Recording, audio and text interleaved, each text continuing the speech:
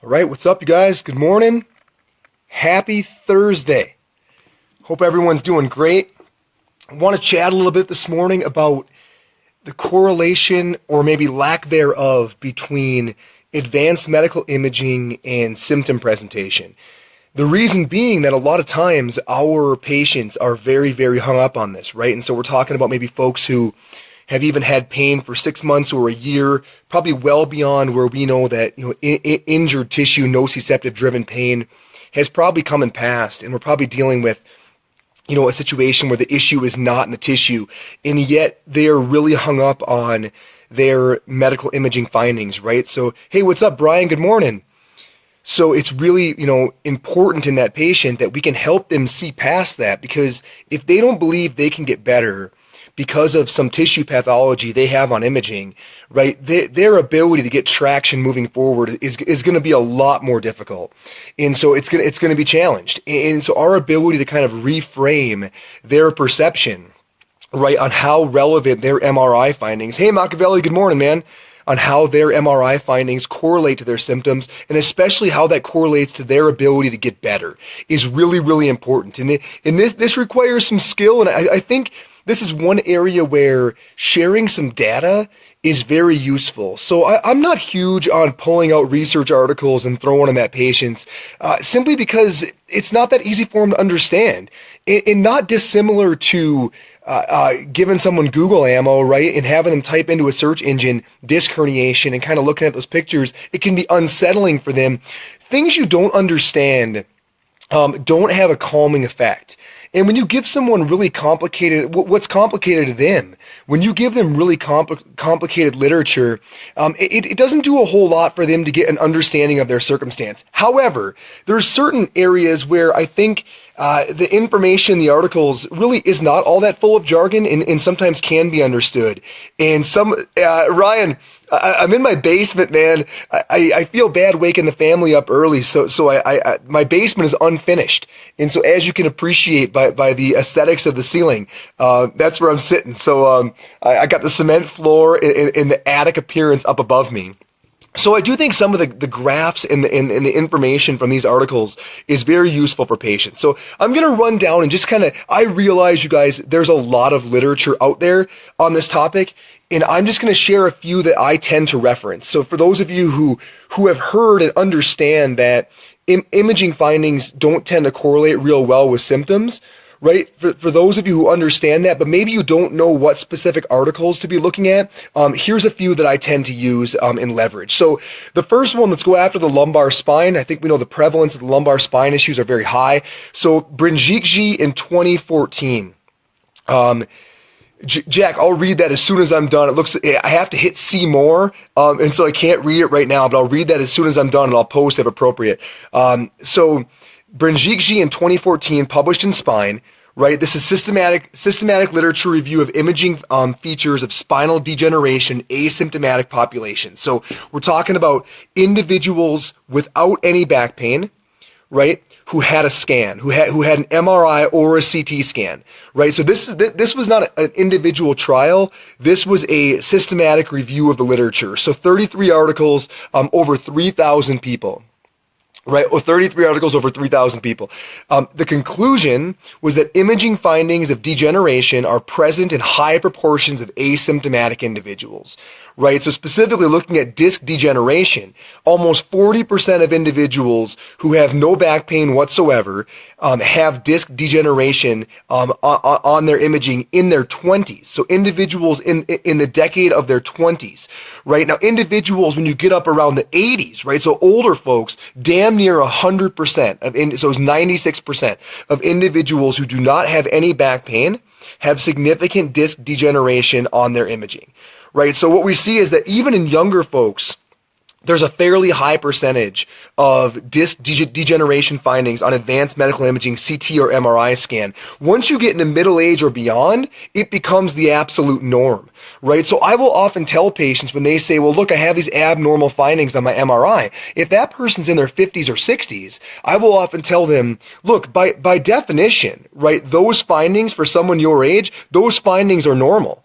right? Had you come in with an MRI that said your spine looked entirely normal, that would have been abnormal, right? So by definition, because the majority of the individuals in your age group have those findings, by definition, those findings for you are normal, right? If you would have come in and showed me a spotless MRI and you're in your 60s, I would have thought you were a robot, right? Because those are normal age-related changes. Right. And I will always thank Tim Flynn for that comment. Of everything he said to me in my career, I feel like I use that one with the patients the most, right? That it's just wrinkles on the inside, right? Our connective tissue denatures over time. It's just the natural response to aging, right? It does not, however, guarantee a pain response, right? And so Tim talks about wrinkles on the inside, right? He talks about how our skin and all of our connective tissue, it wrinkles as we get older. But I've never had face pain in my life. I have never once in my life woke up and had severe searing face pain because of the degenerative changes that are taking place on the skin on my face. And the same is true for many people in their spine, right? The spine shows changes over time. Those changes do not necessarily cause a pain response. And that's indicated here in the first article by Benjikji in 2014, that the majority of individuals in middle age, especially as you get beyond middle age, have significant degenerative changes showing on their spine, but do not correlate to symptoms. So I probably wind up referencing that one the most because most of my patients have low back pain, a very high percentage of them. That article, and I'm going to post every one of these articles underneath this video in our Facebook feed, so you guys can go ahead and download. They're going to be abstracts because these aren't open access journals, but you can at least download that abstract and have a look at it. But the full text article of this piece has a really, really nice graph, and that's what I actually show to my patients. So it shows the different decades of life and the percentage or prevalence of degenerative changes in individuals who don't have back pain in those different percentages. And it's so cool to watch patients look down at that graph and say, "Oh, I'm normal." The majority of people who don't have back pain have very similar findings on their MRI that I have on mine. And guys, that gives some real hope. And all of a sudden that patient thinks for the first time, like, hey, maybe this image, right, does not condemn me to a life sentence of back pain. Like, if most people are out there who don't have back pain walking around with these same findings, why couldn't I become one of those people? And now we're getting over that hump, right? Now that patient's starting to realize, well, maybe what this guy or gal is saying has some real merit. I'm going to give this a shot. Until people have hope, there's no chance, right? And sometimes getting rid of that bias they have towards their imaging, sometimes getting rid of that bias is what's required to give them some hope. All right, so that's lumbar spine. So moving on to the cervical spine, because I think you got to have one for both, right? We have Nakashima's article in 2015. That's abnormal findings on magnetic resonance imaging of the cervical spine in 1,211 asymptomatic subjects. Okay, and that's published in Spine. Right? Now, this is not a systematic review. This is a cross-sectional study, right? So they're looking at 1,211 asymptomatic volunteers, approximately 100 people in each decade of life. So moving from the 20s and beyond. So just over 100 people in each decade of life. Okay, so this is cervical spine. So again, 1,211 people, none of them with any neck pain. Right, getting advanced medical imaging on MRI, right? So most subjects, most of the 1,211 people with no neck pain, most of them presented with a disc bulge, right? So on average, so across the age groups, almost 88% of them had a disc bulge at one level.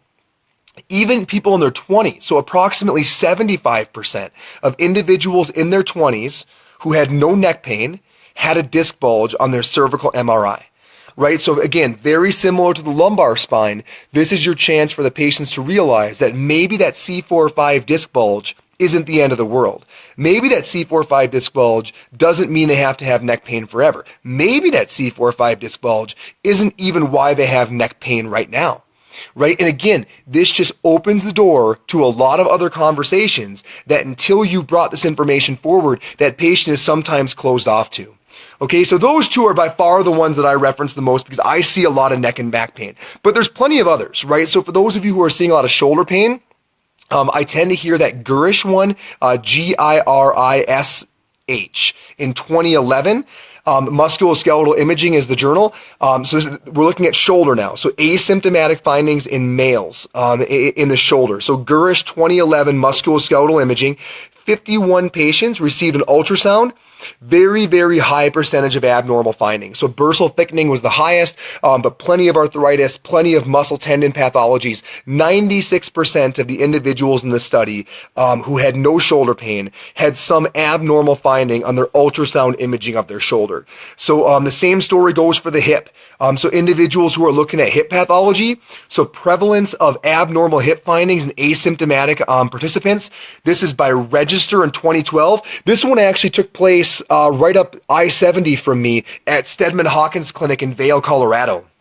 So looking at 45 volunteers, no hip pain. And this one's kind of cool. So the average age was 40, but they mixed in. So it was a prospective blinded study. They mixed in imaging findings from individuals who did have hip pain.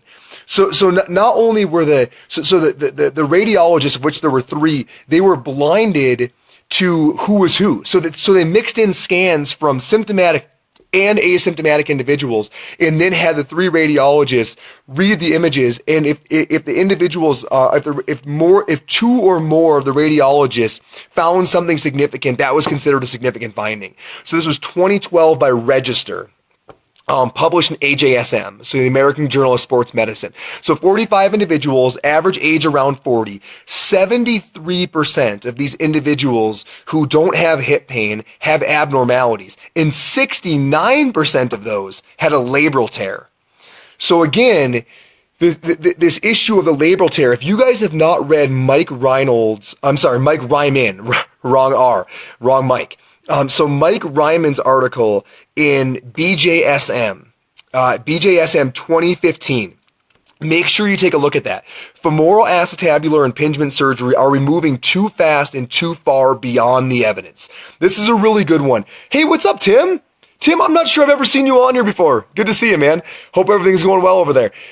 So are we moving too far and too fast beyond the evidence? This is a very, very sobering piece. Again, that's Mike Ryman in BJSM. Some really, really startling stats. 600% increase in hip labral surgery in newly trained surgeons. 18-fold increase, I believe it was from 2000 to 2009, in labral repairs. Guys, we're putting the cart way before the horse. And what Mike describes in the article is, it's one thing to have an increase in hip labral surgeries. It's another to not have the evidence to support it.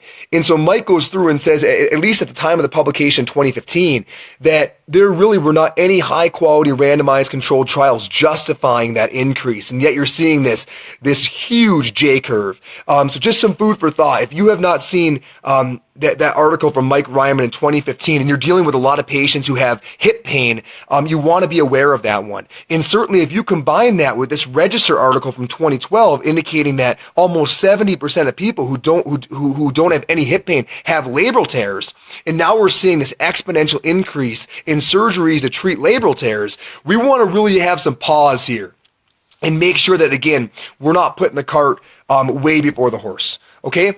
So guys, if you summarize all of that literature, so lumbar in cervical, in shoulder and hip, right? If you summarize all of that, the overall data would suggest that quote unquote abnormal findings or degenerative tissue pathology is found in very high percentage of individuals who don't have any symptoms.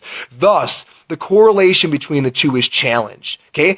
All of that being said, let's make sure we're calling into our bias, right? Anything out there. And one good article to read on the other side of the fence, right? And again, that would be a fair overall conclusion of the literature. But before you say it's unanimous, make sure you take a look at Bryn Jikci's article in 2015. So this is the year after they published, they're out of the Mayo Clinic. This is the year after they published the lumbar spine one from 2014, right? So we published one in 2015. MRI findings of disc degeneration are more prevalent in adults with low back pain than asymptomatic controls.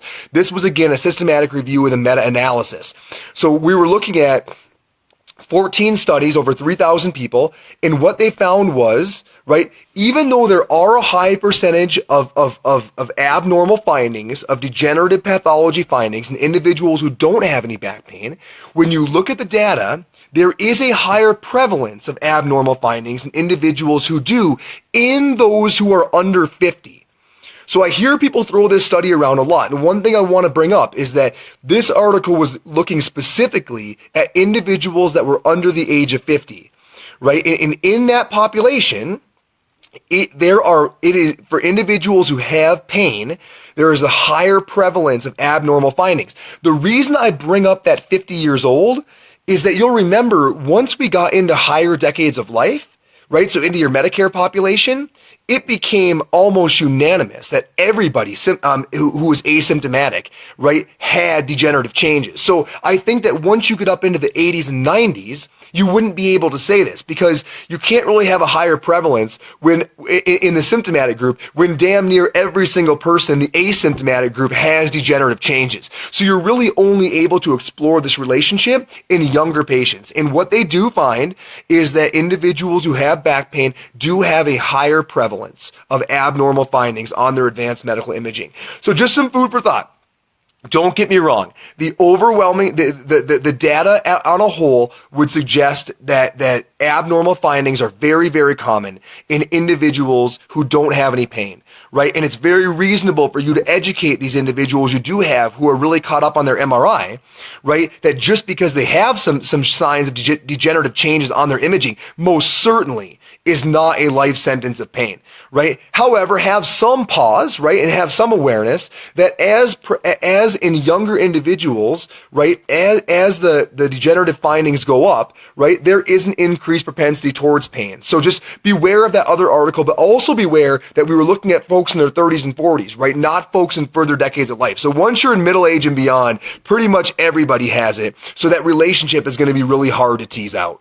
So before we sign off, and I realize I'm getting a little bit long, right? Now that we sort of understand that these findings are very, very ubiquitous across people who do have pain and don't have pain, and what we really need to do is correlate that to clinical findings, right? So that's what every article on here really calls the clinician to do, is to not depend solely on the imaging, because we know the correlation isn't a clear one. So what they call the clinician to do is make sure that you're correlating what you find on the advanced medical imaging to what we see in the clinic, right? And it's really when we see clear clinical signs and symptoms, and then we see a correlation that makes a lot of sense on the imaging, okay, now we might have something, right? Now we might have a tissue that really is related to that person's symptom behavior. And that really is the call to arms, right? But what's really interesting is when you go one step further, right, and you look at, all right, so we understand the relationship or lack thereof of imaging to symptoms, right, and the need to correlate and collaborate on clinical findings. But what's really interesting is that can we even really reliably depend on what we're finding on the imaging? So if you guys saw the article that came out this year by Herzog, Herzog, 2017 articles in Spine Journal, variability in diagnostic error, 10 MRI centers performing lumbar spine MRI exams on the same patient within a 3-week period. You guys familiar with this? So it's funny, I'm asking you as though we're in class and you can respond to me immediately.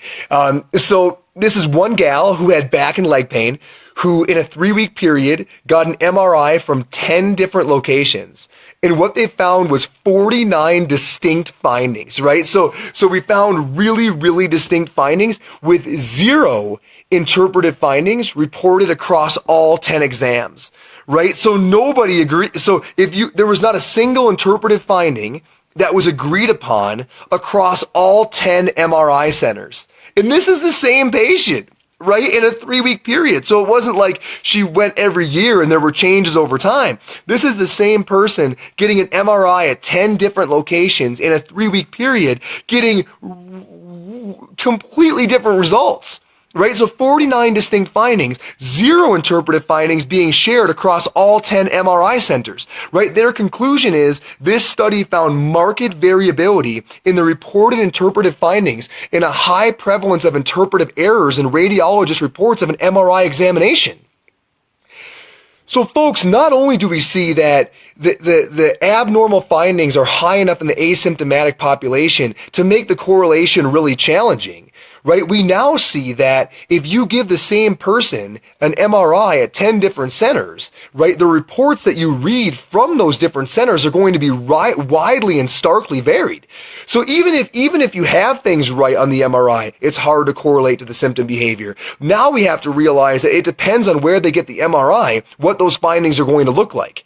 So folks, all of this really summates to say that in many, many cases, it isn't about the image. And certainly, this summation should say the patient should not feel held back by the findings on their imaging. In many cases, what they have on their imaging would be found in the asymptomatic population. And in many cases, what they have on their imaging would be different if they went to a different MRI center. This is not to discount the value of advanced medical imaging. And it certainly is not to discount your need to act when your clinical symptoms, particularly if there's neurological compromise, correlate well with what you find in the advanced medical imaging. But it is to say that people living a life of pain and fear because of what they have on their advanced medical imaging, right? It is to say that that needs to be addressed, called to the mat, educated, and move beyond. Because patients need hope. And once we give them hope, we have a chance for improvement. And this is a real spot where education can provide hope.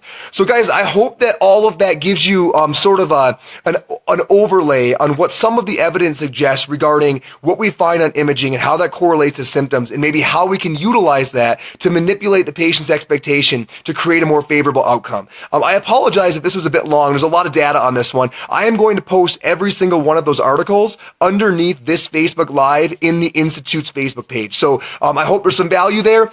As far as what's going on in Ice World, our professional bike fit course. So Jason London, he might not be able to do this course for another year. So if you want to get your bike fit certification, road bike and mountain bike, he is doing that course in Midland, Michigan. I think he has 4 spots left. It might be down to 3. Midland, Michigan, November 4th and 5th. So one weekend, mountain bike and road bike, learn to do a professional bike fit so you can market that to your consumers. What a cool population of folks to have in your clinic. So anyhow, that's coming up in Lower Michigan. So check that out. Other than that, you guys have an awesome Thursday. If you're serving patients today, do so well. I am going on site. So I'm going to Anheuser-Busch to do a little bit of work with their population. And so I'm going to be out in the industrial health side of the world, and I'll be having a great time doing that. So folks, I will catch you next week. Have an awesome finish to your week. I will be in Fort Wayne, Indiana. For anybody who's joining me for that total spine thrust evidence in motion course, can't wait to see you. Other than that, guys, signing off. Have a killer day.